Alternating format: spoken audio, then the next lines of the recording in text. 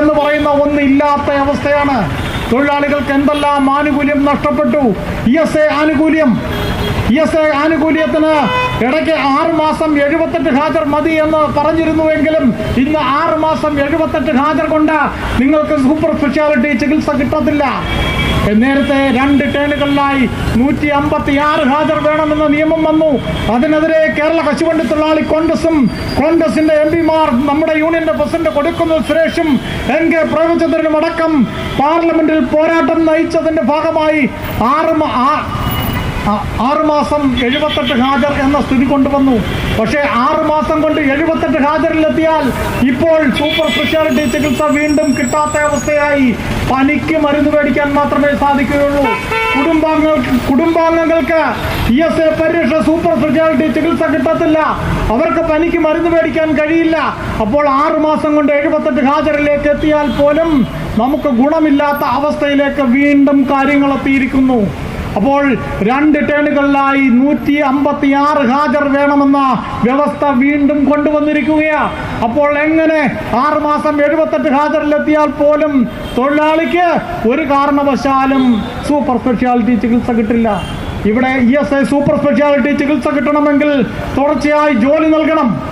ഇവിടെ വർഷം 365 ദിവസമുള്ളപ്പോൾ കോർപ്പറേഷന്റെ കഴിഞ്ഞ 8 വർഷത്തെ ശരാശരി തൊഴിൽ ദിനം കണക്കാക്കിയാൽ 100 തൊഴിൽ ദിനങ്ങൾ പൂർത്തീകരിക്കുവാൻ ശരാശരി 8 വർഷത്തെ നോക്കിയാൽ സാധിച്ചിട്ടില്ല. കഴിഞ്ഞ വർഷം മാത്രം ചില ഫാക്ടറികളിൽ 120 വന്നു, 123 വന്നു, 115 വന്നു, അങ്ങനെ വന്നു. പക്ഷേ ഒരു തവണ മാത്രമേ ESA അടഞ്ഞിട്ടുള്ളൂ. ഉമ്മൻചാണ്ടി സർക്കാരിന്റെ കാലത്തും നിങ്ങൾക്ക് ക്ഷേമനിധി പെൻഷനും സാമൂഹ്യ സുരക്ഷാ പെൻഷനും കിട്ടുമായിരുന്നു. ക്ഷേമനിധി പെൻഷൻ ആരുടെയും ഔദാര്യമല്ല.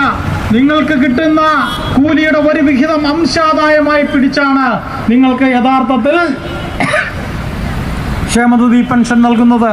അത് കൂടാതെ നിങ്ങൾ അർഹരാണെങ്കിൽ വിധവാ പെൻഷൻ, വികലാംഗ പെൻഷൻ, വാർദ്ധക്യകാല പെൻഷൻ, ഈ പെൻഷനുകളും നിങ്ങൾക്ക് നൽകണം. അത് നൽകുവാൻ ഇവിടെ ഗവൺമെന്റ് തയ്യാറായിട്ടില്ല.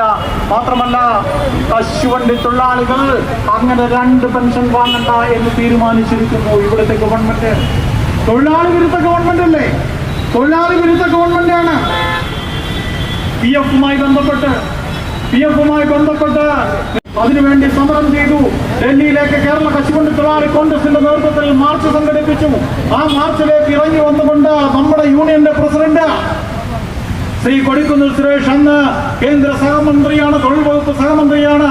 PF പെൻഷൻ 1000 രൂപയാക്കി വർദ്ധിപ്പിച്ചുകൊണ്ട് അദ്ദേഹം പ്രഖ്യാപനം നടത്തി നമുക്ക് തന്നു.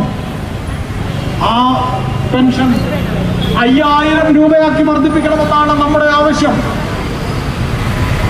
ആ പെൻഷൻ കിട്ടുന്നതിന് 3650 ഹാജർ ഉണ്ടായാലേ കിട്ടുള്ളൂ എന്ന സ്ഥിതി വന്നിരിക്കുന്നു. നേരത്തെ 10 വർഷത്തെ സർവീസ് ഉണ്ടെങ്കിൽ നമുക്ക് PF പെൻഷൻ കിട്ടും. തൊഴിലാളിക്ക് ഇത്തരത്തിലുള്ള ആനുകൂല്യങ്ങൾ ഒന്നൊന്നായി ഇല്ലാതെയാകുന്ന ഒരു സാഹചര്യത്തിലാണ് കേരള കശുവണ്ടി തൊഴിലാളി കോൺഗ്രസിന്റെ നേതൃത്വത്തിൽ ഇത്തരത്തിൽ ഒരു സമര പരിപാടി ഇവിടെ സംഘടിപ്പിച്ചത്. ഞാൻ കൂടുതലായി നീട്ടുന്നില്ല. നമ്മുടെ വികാരം അറിയാവുന്ന നേതാവാണ് ശ്രീ കൊടിക്കുന്നിൽ സുരേഷ്. പാവപ്പെട്ടവന്റെ വികാരം അറിയാവുന്ന നേതാവാണ് കൊടിക്കുന്നിൽ സുരേഷ്. എന്തുകൊണ്ടാണ്? അദ്ദേഹം പാവപ്പെട്ടവനായി ജനിച്ച് പാവപ്പെട്ടവനായി വളർന്ന് സ്വന്തം പ്രയത്നം കൊണ്ട് ഈ സ്ഥാനങ്ങളിലെ പടവുകൾ ചവിട്ടിക്കയറിയ നേതാവാണ്.